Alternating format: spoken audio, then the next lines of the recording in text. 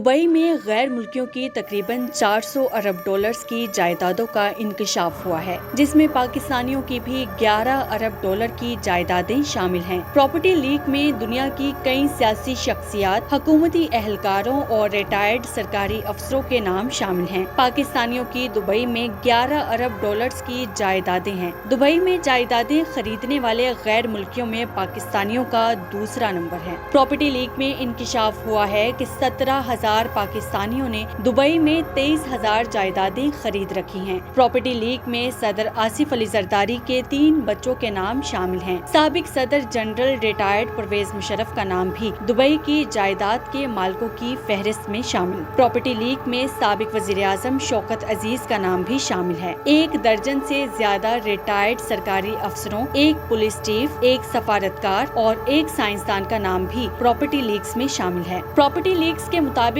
हुसैन नवाज शरीफ की भी दुबई में जायदाद है। वजीर दाखिला मोहसिन नकवी की अहलिया भी दुबई में जायदाद की मालिक हैं। शर्जील मेमन और उनके फैमिली मेंबर के नाम भी दुबई में जायदाद के मालिकों के नामों में शामिल हैं। सेनेटर फैसल वाडा का नाम भी दुबई के जायदाद के मालिकों के नाम में शामिल। सिंध के 4 अरकान कौमी असम्बली भी दुबई में जायदादें हैं। बलोचिस्तान और सिंध के 6 से जायद अरकान सूबाई असम्बली के नाम भी प्रॉपर्टी लीक्स में शामिल। प्रॉपर्टी लीक्स में इंकशाफ हुआ है कि 29,700 भारतीयों की दुबई में 35,000 जायदादें हैं। भारतीयों की दुबई में जायदादों की मालियत तकरीबन 17 अरब डॉलर है। इसके अलावा 19,500 बरतानवी शहरियों की दुबई में 22,000 जायदादें हैं। बरतानवी शहरियों की दुबई में खरीदी गई जायदादों की मालियत 10 अरब डॉलर है। 8,500 सऊदी शहरियों ने दुबई में 8.5 अरब डॉलर की 16,000 जायदादें खरीद रखी हैं।